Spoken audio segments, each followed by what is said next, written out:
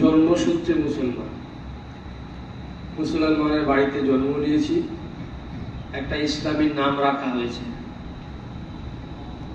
পৃথিবীতে 4,500-এর বেশি বর্তমান ধর্ম আছে, তার মধ্যে ইসলাম একটা ধর্ম। বাকি এতগুলো ধর্মের মধ্যে আমি যে ধর্মের উপরে আছি এটাই যে সঠিক, এর কি নিশ্চয়? আরো অনেকগুলো ধর্ম আছে, তো একটা দুটো নয়, 4,500-এর বেশি। তো আল্লাহ রাব্বুল আলামিন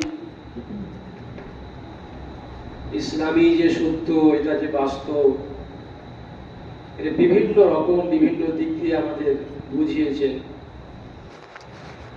কিন্তু আমরা সেইভাবে বোঝার চেষ্টা করি। গতানুগতিক ভাবে মুসলমান আছি, মুসলিম পাড়ায় বসবাস করি, তো আজকে যদি আমরা ফিকির না রাখি আমাদের আগামী প্রজন্ম সম্পর্কে, সন্তানদের সম্পর্কে, এটা খুব ব্যাপকভাবে হচ্ছে এখন। মুসলিমদের থেকে অমুসলিমদের সঙ্গে মহিলারা চলে যাচ্ছে। তো এই জন্য করে আমাদের খুব সচেতনতার সাথে দ্বীনি মাহলে নিজের বাড়িতেও গড়ে তোলার চেষ্টা করা এবং নিজেও সেইভাবে দ্বীনি মেহনত করা। আল্লাহ রাসূল সাল্লাল্লাহু আলাইহি সাল্লামের মাথায় খুব বেশি চুল পাকেনি, হাতে গুনে কয়েকটা চুল যখন পেকে গেল, দুই একজন সাহাবী বললেন, ইয়া রাসূলুল্লাহ, আপনার দিকে বার্ধক্যটা খুব দ্রুত গতিতে এগিয়ে আসছে। নবীজি বললেন যে তোমরা যেটা ধারণা করছো যে বয়সের ভারে আমার চুলে পাক ধরছে, এটা নয়। শাইয়াবাতনি হুদ, সূরা হুদ আমাকে বৃদ্ধ বানিয়ে দিয়েছে। সূরা হুদের কোন বিষয়টা বৃদ্ধ বানিয়েছে? আব্দুল্লাহ ইবনে আব্বাস রাদিয়াল্লাহু তাআলা আনহু তিনি বলছেন, আমি নবীজিকে স্বপ্নে দেখলাম আর স্বপ্নেই জিজ্ঞেস করলাম যে সব সূরা হুদের কোন বিষয়টা আপনাকে বৃদ্ধ বানিয়েছে?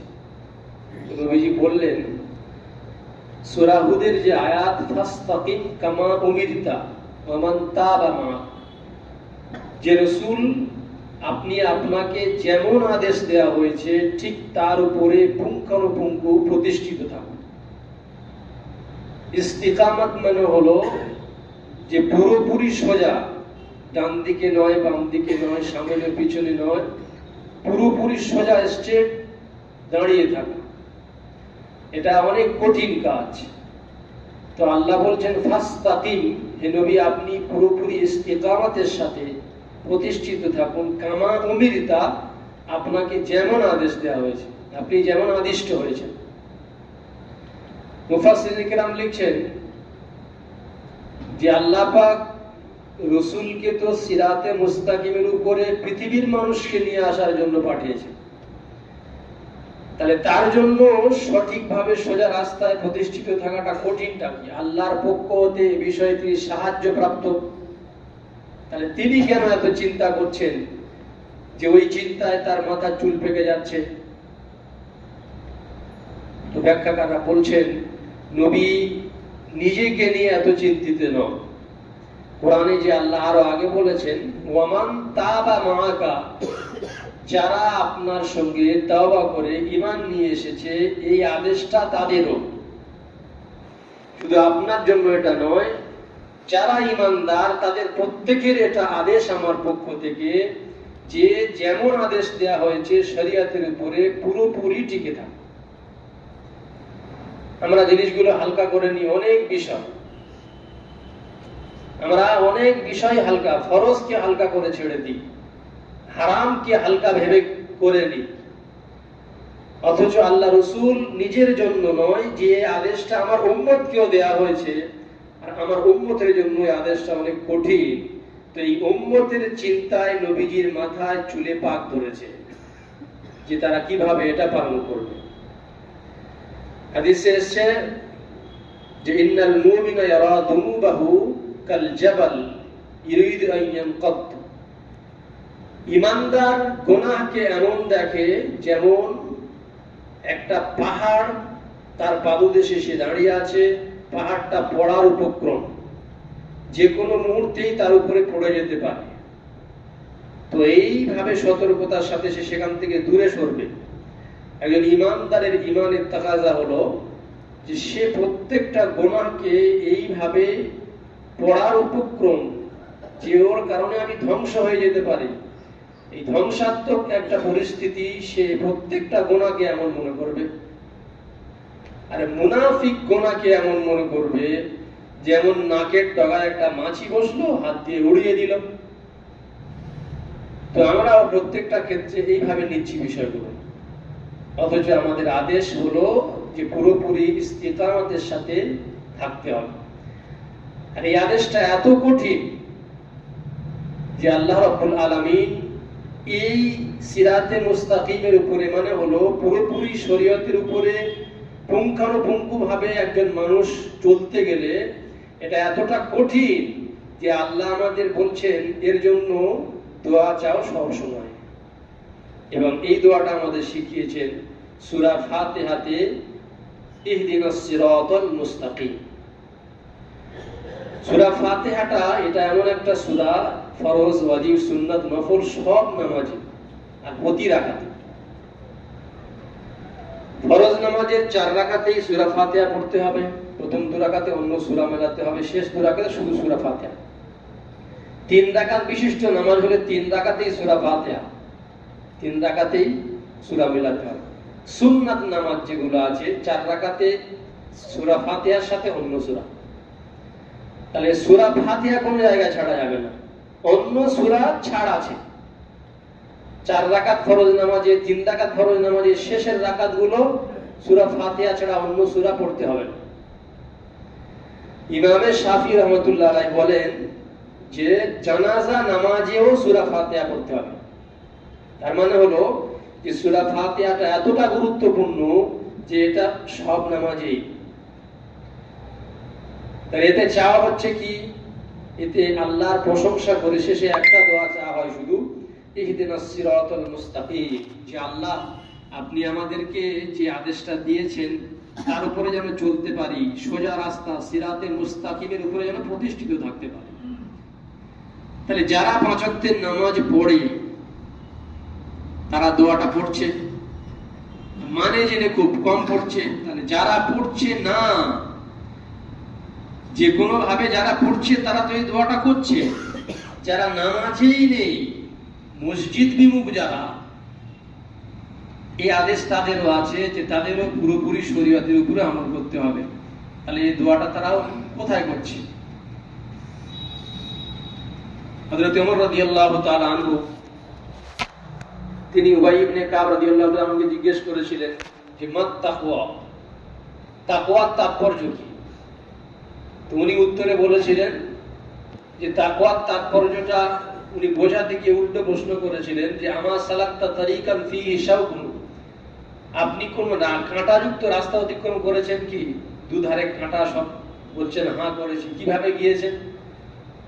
না, আমি সেই সময়ে আমি আমার পরিহিত জামা কাপড়গুলো খুব গুটিসুটি বেঁধে নিয়ে সংকুচিত হয়ে অত্যন্ত সন্তর্পণে আমি রাস্তা দিয়ে অতিক্রম করেছি।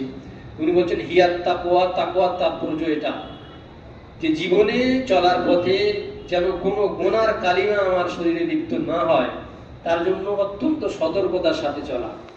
তবে গুনাহ মানুষের হয়ে যাবে, যার গুনাহ হবে না সে মানুষ নয়, যার অন্তরে গুনার কোনো ওয়াসওয়াসা আসবে না সে মানুষ নয়। কেউ যদি বলে আমি অমুক পীর সাহেবের সঙ্গে বায়াত হয়ে আমার অন্তরে গুনার কোনো ধারণাই জাগে না, তাকে ও আসমানে তুলে দিতে হবে, ও ফেরেশতা হয়ে গেছে। মানুষ হবে আর তার অন্তরে গুনার ওয়াসওয়াসা আসবে না, এটা হবে না। ফাআলহামাহা ফুজুরাহা ওয়া তাকওয়াহা, আল্লাহ বলছেন আমি মানুষের ভিতরে খারাপ কাজের প্রবণতা দিয়েছি, ভালো কাজের প্রবণতা দিয়েছি। নবীজি বলছেন ইন্নী আস্তাগফিরু রাব্বি ফিল ইয়াউমি মিআতা মাররা, আমি আমার রবের কাছে দিনে 100 বার ইস্তেগফার করি। অন্য হাদিসে তিনি দোয়া করছেন, আল্লাহুম্মা বাঈদ বাইনি ওয়া বাইনা খাতায়ায়া কামা বাআদতা বাইনাল মাশরিক ওয়াল মাগরিব, যে আল্লাহ আমার আর আমার গুনার দূরত্ব এত করে দেন যেমন পূর্ব পশ্চিমের দূরত্ব আছে। কে এটা বলছেন? দিনে 100 বার ইস্তেগফার কে চেক করছেন? কে এই দোয়া করছেন যে আমার গুনাহ আর আমার মাঝখানে পূর্ব পশ্চিমের ব্যবধান তৈরি হোক? যার সম্পর্কে আল্লাহ নিজে বলছেন, লিয়াগফিরা লাকা মা তাকাদ্দামা মিন যামবিক ওয়া মা তাআখার। আল্লাহ নিজে বলছেন, নবী তোমার পিছনের সমূহ গুনাহ মাফ, আর আগামীতে যদি অনিচ্ছাকৃত কিছু হয়েও যায় আমি আগাম এটা জানিয়ে রাখছি, সেও মাফ। তার মানে যার আগ পিছু সমস্ত গুনাহকে আল্লাহ পাক কোরআন শরীফে ঘোষণা দিয়েছেন, নবীর সব ভুলচুক সব মাফ। তিনি বলছেন যে আমি প্রত্যেকদিন 100 বার করে ইস্তেগফার করি।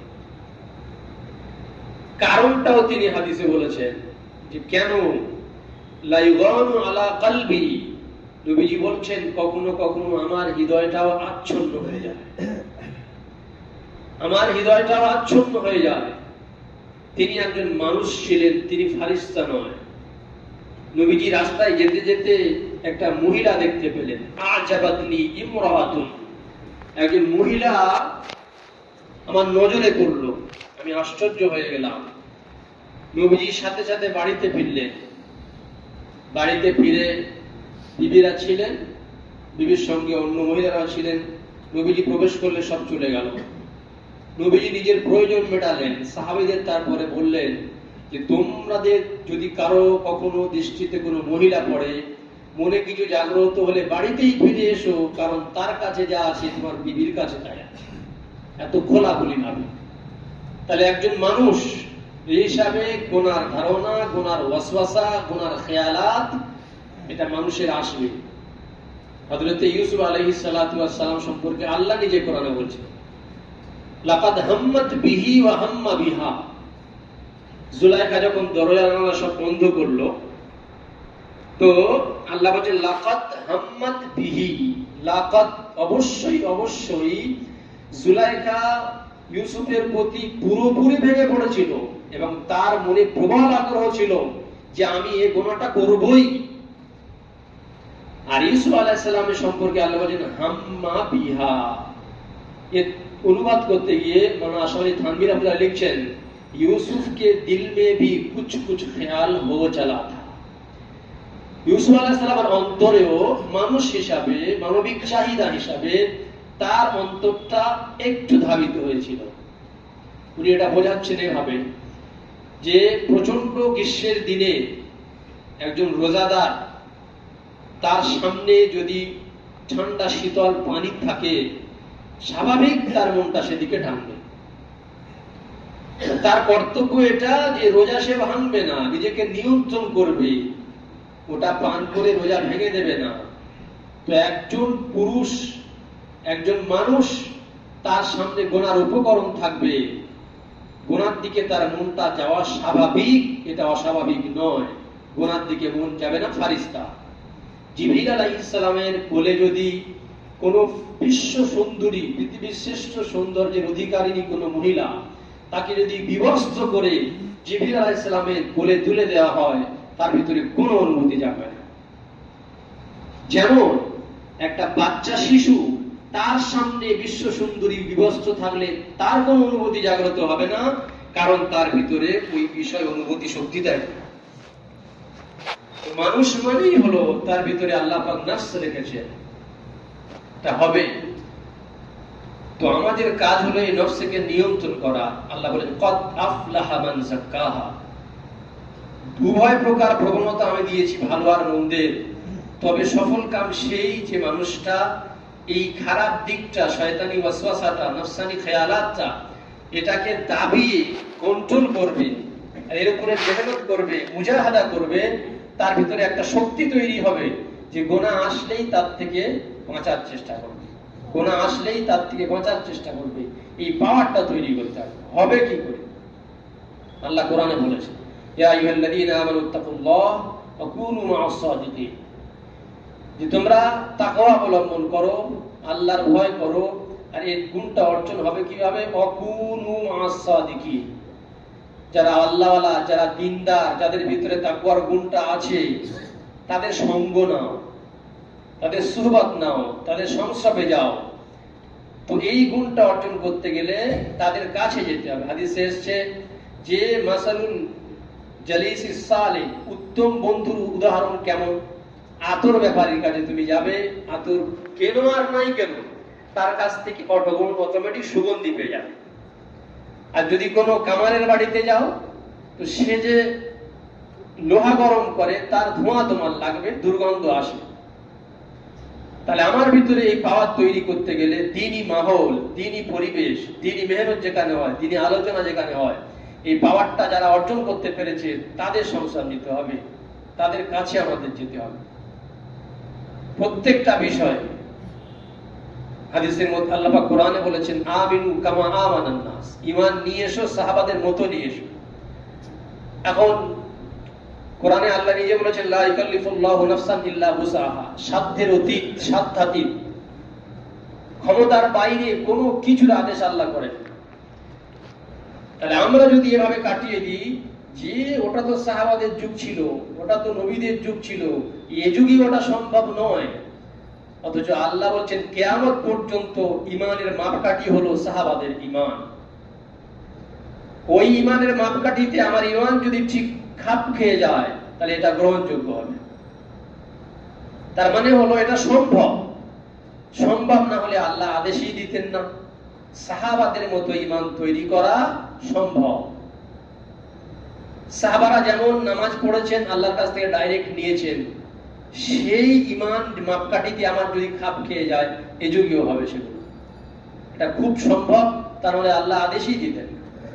অন্ধকে যদি বলা হয় যে তুমি যদি মহিলার দিকে না তাকাও, তাহলে তোমার এত ফজিলত, এই পুরস্কার দেওয়া হবে, তো কোনো ব্যাপার নয়, সে তো দেখতেই পায়।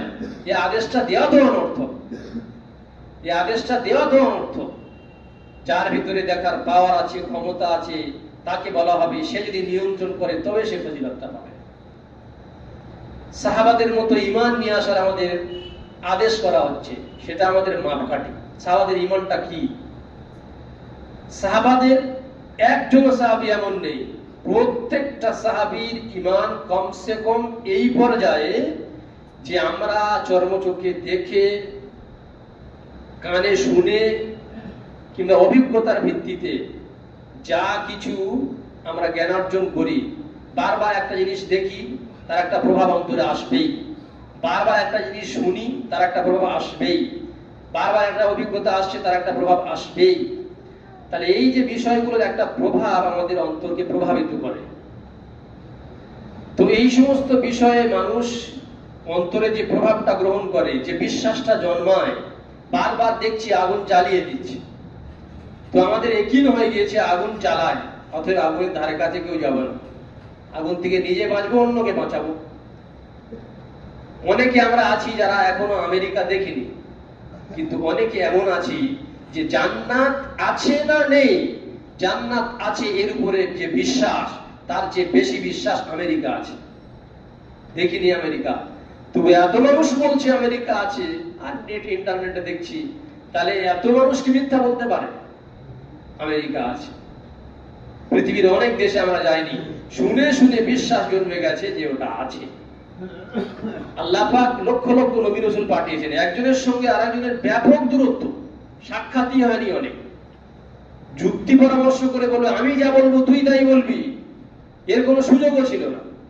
তাহলে সমস্ত নবী রাসূল তারা এসে যে বার্তাটা দিচ্ছে যে জান্নাত বলে একটা আছে, জাহান্নাম বলে আছে, আল্লাহ সম্পর্কে তারা যে বার্তাগুলো দিচ্ছেন, তারা এই এত লক্ষ লক্ষ নবী রাসূল যে কথাটা বলছেন, এর সঙ্গে অন্যের কোনো সম্পর্কই নেই, তার মানেই হলো নিশ্চয়ই এর অস্তিত্ব আছে, নিশ্চয়ই এর অস্তিত্ব আছে। তো সাহাবাদের মতো ঈমান, প্রত্যেকটা সাহাবীর ঈমান এই পর্যায়ে ছিল যে আমরা দেখে শুনে অভিজ্ঞতায় যে বিশ্বাসটা জন্মায়, তার চেয়েও বেশি, তার চেয়েও বেশি, কমসে কম এতটা ঈমান তাদের ছিল। আমরা এখন যা কিছু সংবাদ আসে, সেই সংবাদে অনেকটা বিশ্বাস করি। একবার সবে আমফান এলো, তো একবার অভিজ্ঞতাটা এমন আমাদের হয়েছে যে পরে যখনই বার্তা আসে যে অমুক দিনে অমুক সময় এত বেগে এত কিলোমিটার বেগে ঝড় আসতে পারে, আমরা সতর্ক হয়ে যাই। কারণ সবাই একবার ভিত্তিতে এই বিশ্বাস জন্মে গেছে। তাহলে একজন মানুষ গাধার খাটুনি খাটছে, কনকনে শীতের দিনে কলকাতায় চলে যাচ্ছে, গিয়ে মোট বইছে, কুলি মজুরি করছে, টাকাটা সে কাজ সম্পূর্ণ করার পরে পাবে। কিন্তু তার এই বিশ্বাস আছে আমি প্রত্যেক দিন তো আসি, কাজ হয়ে গেলে সবাই দিয়ে দেয়, তাহলে ফাঁকি দেবে না। যারা মাসে বেতন পায় তারা এক মাস টাকার চোখে টাকাই দেখে না, বেতন দেখা পায় না, এই এক মাস বেতন ছাড়া কেটে যাচ্ছে যে না আমি মাস গেলে পাবো। বারবার পেয়ে পেয়ে তার বিশ্বাস জন্মে গেছে যে সেই বিশ্বাস তাকে কাজে লাগিয়ে দিচ্ছে, সেই বিশ্বাস তাকে ভোরবেলায় বাড়ির থেকে তুলে দিচ্ছে, ছুটতে ছুটতে স্টেশনে চলে যাচ্ছে। এক মাস সেই বিশ্বাসের ভিত্তিতে আমি পাবো টাকা, এই বিশ্বাস তাকে এভাবে চালনা করছে।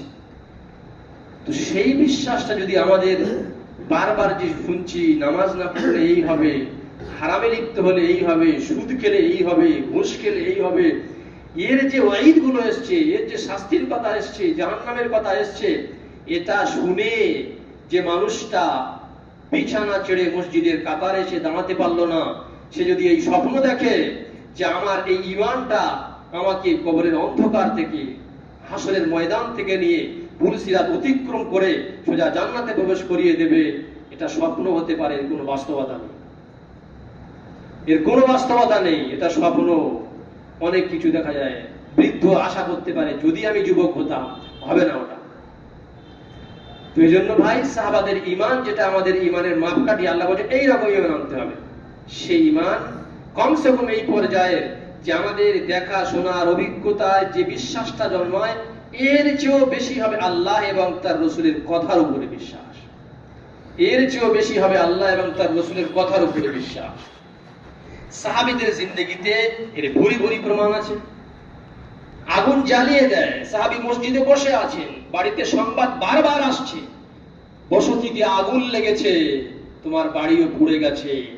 সাহাবী আগুন চোখে দেখে জানে আগুন পুড়িয়ে দেয়, শুনে শুনে ছোটবেলার থেকে শুনছে, তারপরেও নবীজির কথার উপরে তার বিশ্বাস আছে, পড়তেই পারে না। নবীজি বলেছেন এই দোয়াটা পড়লে আল্লাহ পাক তাকে বিপদ আপদ থেকে মুক্ত রাখবেন, সারাদিন জিম্মেদারি নেবেন। নবীর এই কথাটা কোনোভাবেই উল্টো দিক হতে পারে না। যদি সবাই এসে বলে পৃথিবীর সব নবীর কথার উপরে তাদের এই বিশ্বাসটা আছে, আমার ঘর পড়তেই পারে না। এটা হলো সাহাবার ঈমান। নবীর কথাটা পৃথিবীর সব মানুষের কথার উপরে ঈমান।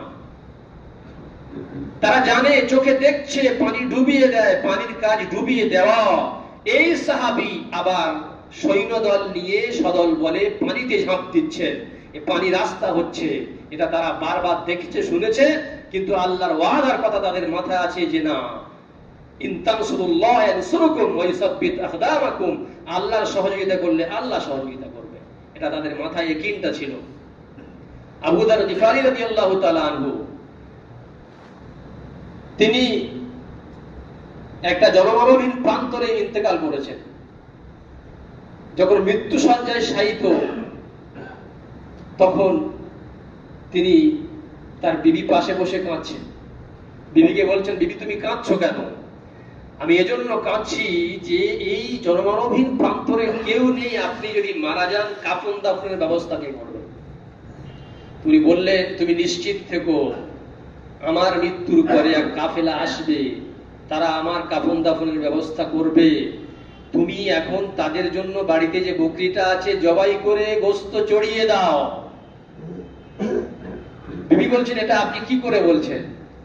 গোশত চড়িয়ে দিতে বলছেন তাদের মেহমানদারির জন্য?